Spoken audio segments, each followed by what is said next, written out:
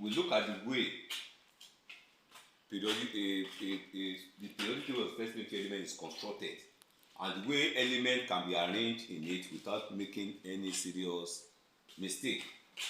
So we also look at the valencies of each of the group of the periodic table so as to know the way they can combine with other elements to form a compound. So we're going to look at the combining power of elements. Compound. Today in our class we want to look at compound, how compound can be formed, how compound can be formed,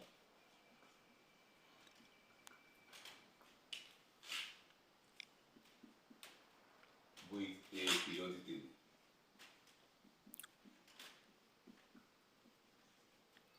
The formation of compound using the knowledge of the periodic table. So before we go to that, it's very important for us to know what a compound is. A compound, by definition, a compound is the combination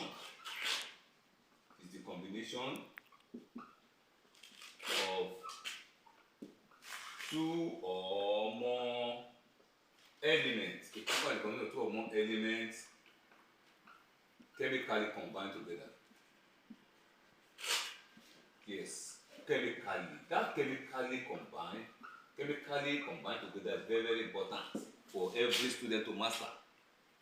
Because it is that phrase, chemically combined together, that distinguishes between the compound and the mixture. It's also very common in every chemistry exam. So distinguish between the compound and the mixture. Many exams, of every time. So if you want to define mixture, I say mixture is the combination of two or more substances, not necessarily elements. Two or more substances which are not chemically combined together or which are physically combined. And you have several examples in that. When you are drinking your garri, you put garri, you put sugar, you put water. That's a mixture.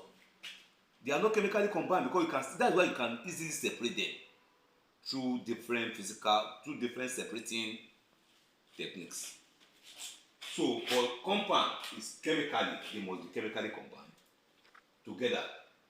Then we have formula. What is a formula? Formula, just like a symbol. A formula is a special sign in chemistry. It's a special sign in chemistry used in the representation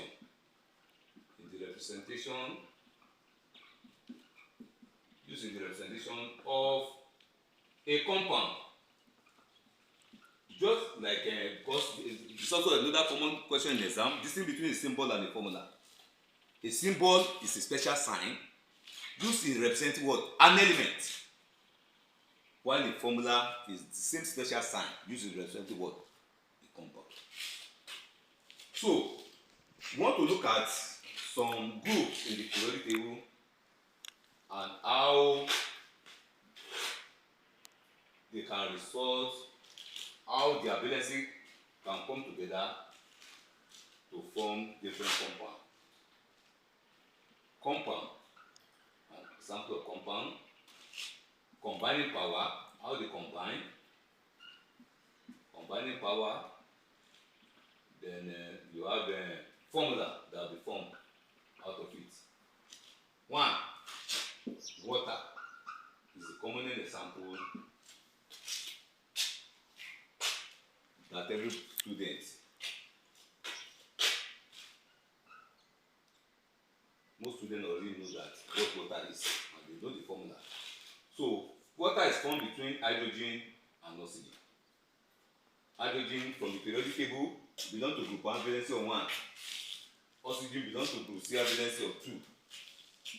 1 for hydrogen goes to oxygen, 2 for oxygen goes to hydrogen, so it becomes H2O1. But in chemistry, 1 is irrelevant. You don't normally add 1 to any chemical formula or the formula or symbol or whatever. So we clean it.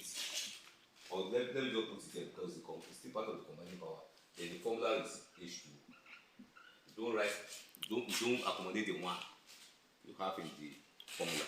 So another example you can have here is sand. Sand, iyepe. Sand is formed between silicon and oxygen.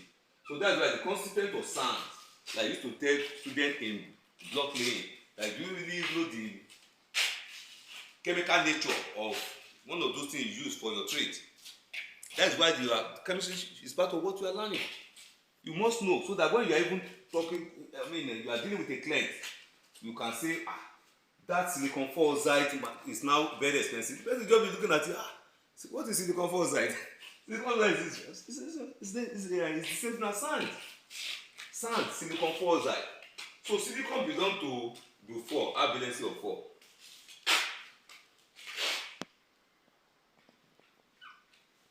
Oxygen normally belongs to group 3, have valency of 2. So 4 for silicon goes to oxygen, 2 for oxygen goes to silicon.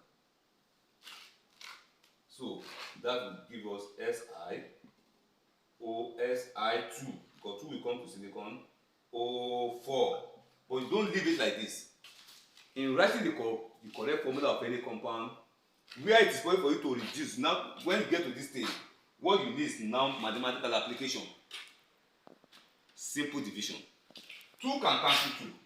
Will give you Si1. 2 can cancel 4. Will give us what? O2. But as usual in chemistry, we don't accommodate 1. So the formula of silicon oxide is SiO2. And write silicon oxide. Sand or silicon 4 oxide.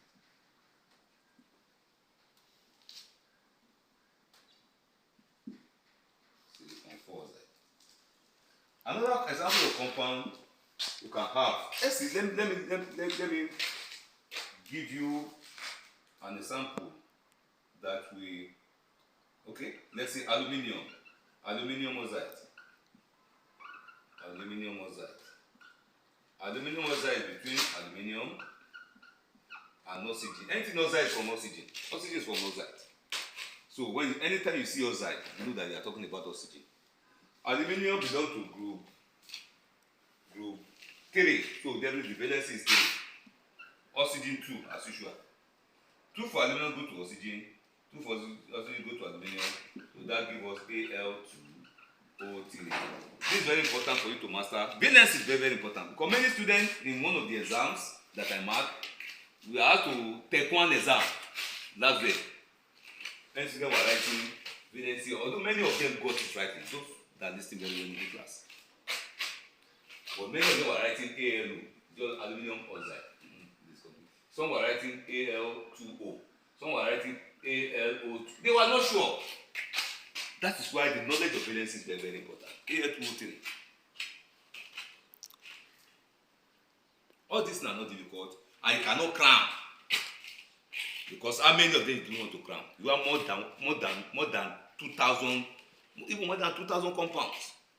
So are you going to be cramming their formula one after the other? You want to kill yourself. So aluminum oxide is another example. Then you have another example, which is let's look at. I want to look at some special cases, because some students normally are still making mistake in those cases. If you have to write the formula of carbon 4, like it happened in this silicon, I neglected the case in silicon 4 oxide because the formula is what, if you consider the case I'm going to look at now, we are still going to get the same thing. That's why I neglected. But now I want to explain some facts where you have to find the formula of carbon 4 oxide, which you normally call carbon dioxide, including the carbon 4 oxide. Now, anytime you see 4, any number in the bracket, in any formula, that number in the bracket, Roman numeral, will represent the valency, will be the valency of the element before it. You know, there won't be any need for you to go to the periodic table again. So 4 will now be the valency of carbon, just like 4 is the valency of silicon. Although you still go to the periodic table, 4